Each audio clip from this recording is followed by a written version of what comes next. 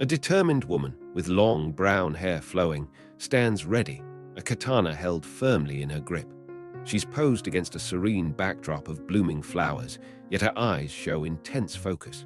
The scene is interrupted by a jarring vertical line where we see a close-up of Wolverine's face, marked by blood, reflecting a violent and Sama mood. The word seppuku appears in bold red letters against a stark black background. The single word fills the frame, suggesting a dramatic and Sama tone. The scene opens in Madripoor. Wolverine, his face bandaged and bruised, questions if a woman remembers him, calling her Deathstrike. Another woman responds, revealing she is Kitty Pryde and demonstrates her powers by phasing out her arm. A fight breaks out, with the woman with long brown hair attacking, using her powers of intangibility. She uses a phased punch, her hand exploding out of another woman, leaving her bloody. Another woman, after getting hurt, looks down and sees a broken and defeated Wolverine as she screams his name. The woman with long brown hair pulls out a syringe from her pocket, exclaiming, /hold on, Logan. She opens the case and prepares the syringe. As she administers the injection into Wolverine's neck, she commands him, do not die. I need you. A close-up of Wolverine's blood-soaked face reveals his closed eyes, his mouth agape. He then slowly opens them, weakly whispering, Kitty. Wolverine, confused and hurt, questions how he was found and how he is still alive. The woman with long brown hair explains it was a Regent's serum and she had to come to his aid. He then states he doesn't want to die and that there is a contract on his life he is trying to stop. He mentions Viper and Argan are involved. She quips that he always comes to Madripoor when he is feeling reflective. They then discuss that Argan doesn't work cheap and must be at the top of the food chain. They decide to find him, with the woman saying she has history with him. The two walk out, determined. The scene opens in Tokyo, specifically in the Koishikawa Korakuen Gardens. The title, Death of Wolverine Part 3, is displayed over a scene of a serene garden. Wolverine, wearing a white shirt and blue jeans, and the woman with long brown hair are sitting on a stone bridge overlooking a pond. A nearby text box reads, I love Japan. The scene is peaceful, with lush trees in various shades of red and green, and a small traditional Japanese building visible in the background. A small text box near the pair reads, Scent of plum blossoms, and another reads, Wind kisses rustling petals. The city's skyline is shown in the background, above the tree line. Sitting by the pond, the woman asks, so. What do you know? Wolverine explains that Viper brokered the contract for someone who is kidnapping people and stealing things from museums. He adds that Deathstrike said Argan is also hunting them. The woman is surprised that Deathstrike waited to try and kill him. Wolverine comments that someone is paying to bring him in alive. He states that he's figured out that if he wants it to end, he's going to have to stop it. He then wonders aloud if the fights will ever stop, and if one day he'll just be too slow. He sniffs and says he might rather find a place where he can watch the sunset. The woman replies, don't ever say that, Logan. Wolverine says, don't worry, Kitty, I got plans. I lost my healing factor, sure, but there's a good side to that. It means I can get old. She asks why he would want that. He replies, because there will be no more chances. He wants a lifetime where every choice matters. He continues saying he will get through this and then disappear, find a quiet place to live. He is interrupted by the woman who is suddenly kissing him. He pulls away, surprised, stating that they've never been like that. She tells him that she loves him and asks if she isn't good or pretty enough for him. She then asks if she isn't as good as Jean or Mariko or the others and responds to herself, all those dead women. Wolverine and the woman with long brown hair are now in different areas of the garden. Wolverine asks Argan, how'd you get her? A hooded woman responds that Miss Pryde came to Japan to look for him, but she found her instead, and that her soul now rests inside of the woman.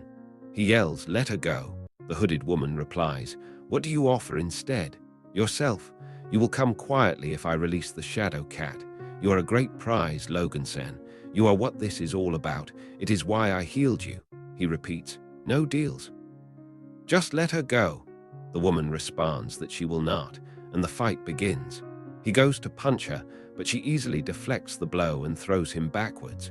The woman is seen using her palm to send an energy blast toward Wolverine. Wolverine is shown being propelled backward by the blast.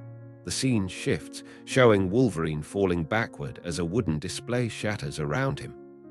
The view changes to the hooded woman moving through the garden with a look of satisfaction as she states, "HNN.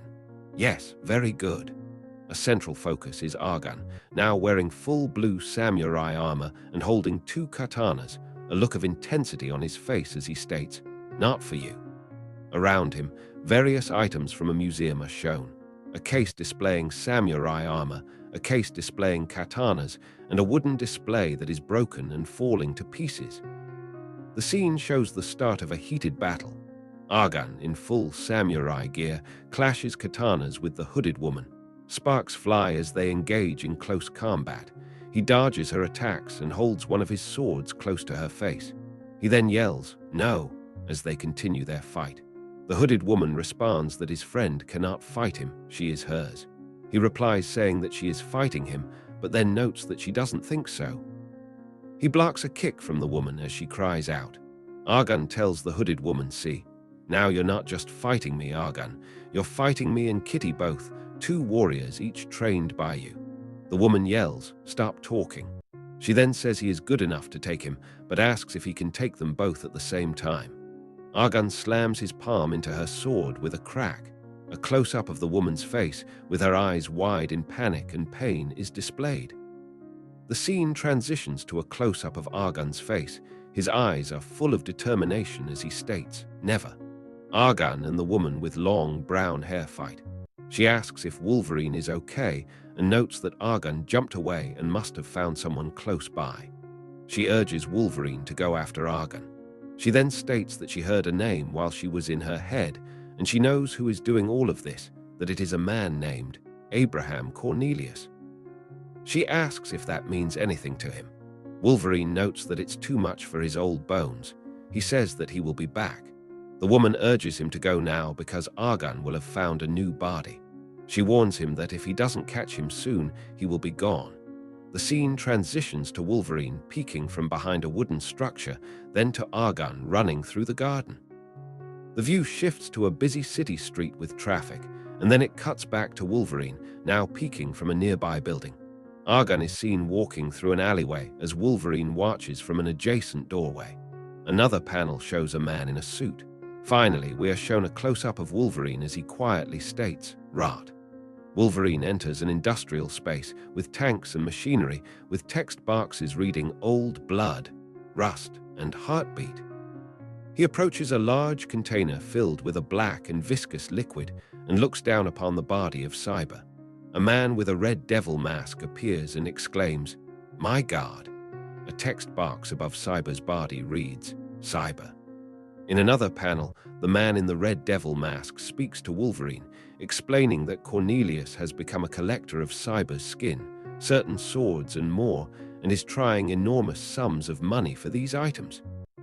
He states that Miss Pride was poking around where she did not belong. The man in the red devil mask is shown again stating that he had put up an admirable fight, but this was not an easy kill, and the body works so poorly in life and death. The man in the red devil mask explains that Cornelius wants adamantium, and that is why he put a contract on Wolverine. He states that his facility is in the American desert, in Nevada. He says that he does not know why or how, but wants to ask Wolverine a question. He notes that he will kill thousands more, but not Wolverine because the instructions were to bring him in alive. The masked man then gives Wolverine an ultimatum, saying that he can step into the acid, which would destroy his mask, but his body would be lost, that he would find another. He warns him not to do it. He states that he would prefer not to fight, that the fight with Miss Pride took an enormous toll, and that it was his question. He asks if he will leave the facility and states that if he does, he will abandon this vessel unharmed and find another, one more suited to his needs, and he will no longer hunt him. He then states that he will kill Wolverine if he does not leave, because he means nothing to him. Wolverine, clenching his jaw, says, "Damn you." The man in the red devil mask states, Backslash, you know, as well as I, Logan, I am already damned. Backslash, the masked man then throws a small case and says, backslash, but here, another incentive. Backslash, Wolverine picks up the small case that holds multiple syringes of the Yellow Region serum. The masked man states, backslash, they are yours if you will only go. Backslash, Wolverine, with gritted teeth, grabs all the syringes and says, I'm done living forever, but tell Cornelius something from me, make sure he knows. The final scene provides a close-up shot of Abraham Cornelius. The reflections in his glasses show his hands on a keyboard. His crooked teeth are displayed in a villainous smile as he proclaims, I'm Carmen. The words to be concluded are shown at the bottom. Thanks for tuning in. Stay curious, stay awesome, and don't forget to hit that subscribe button for more amazing content.